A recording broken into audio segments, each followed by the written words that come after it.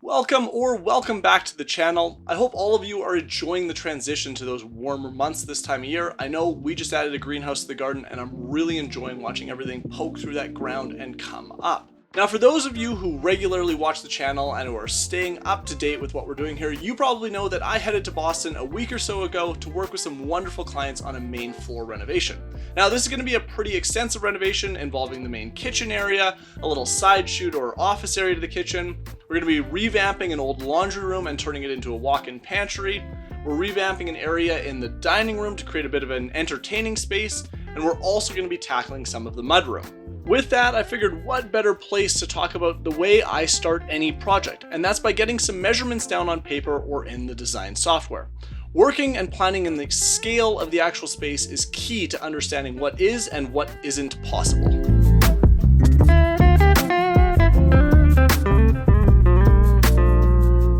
Let's start walking through some of those important measurements that you're going to need when you sit down to design your kitchen. Now, first and foremost, you're going to need a general footprint of the space. Think of this as a top-down layout or a bird's eye view of the space you're planning to renovate. So this includes the measurements of all of the exterior walls or any interior walls of that area. Now, there's a couple tools that I like to use for this. First, just a general tape measure, straightforward enough. And the second is a laser distance guide or laser distance measuring tool, and it fires a laser out the side and gives you a measurement across a space.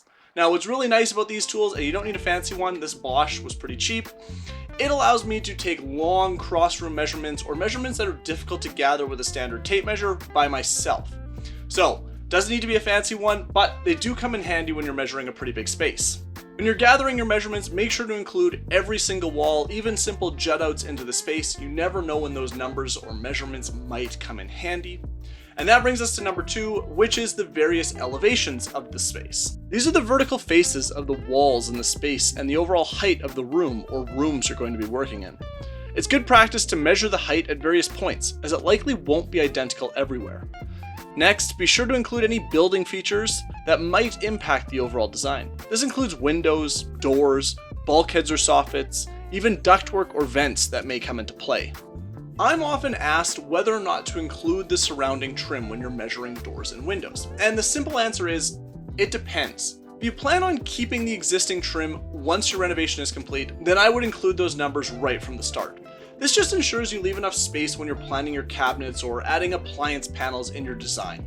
If you plan to replace the trim, remove it from your measurements or remove it and add the width of the new trim that you're going to replace it with. Either way, be cognizant of what that number actually represents when you sit down to start placing cabinets. This is also a great stage to start doing some exploratory planning. If you have any bulkheads or soffits, wall vents, or exposed ductwork, now is a great time to see if they can be removed, or moved, or altered in any way. It's easy to plan a renovation with the mindset of ripping down the bulkhead above the cabinets, only to find out that it's full of mechanicals during demolition. Don't fall into the trap of ordering a bunch of materials, especially your cabinets, without a proper, well-explored plan in place. Figuring out what is behind those bump outs early on allows you to make the best educated decision on the path forward. For example, maybe you've got some mechanicals back there, electrical, plumbing, or ductwork, but they can be easily relocated without much added cost. Alternatively, maybe these same mechanicals are back there, but relocating them is going to absolutely blow up your budget.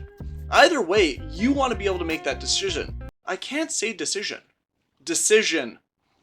Either way, you want to make that decision. You don't want it made for you. So for example, if you've already ordered cabinets and they require that space, well, now you're sort of forced in between a rock and a hard place, having to relocate those mechanicals no matter the cost.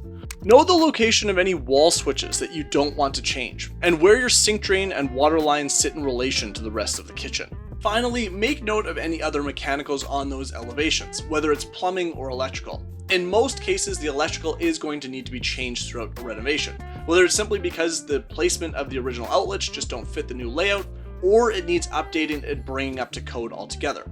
Either way, allocate a portion of your budget to tackling some of those mechanical changes, be it plumbing or electrical, down the line.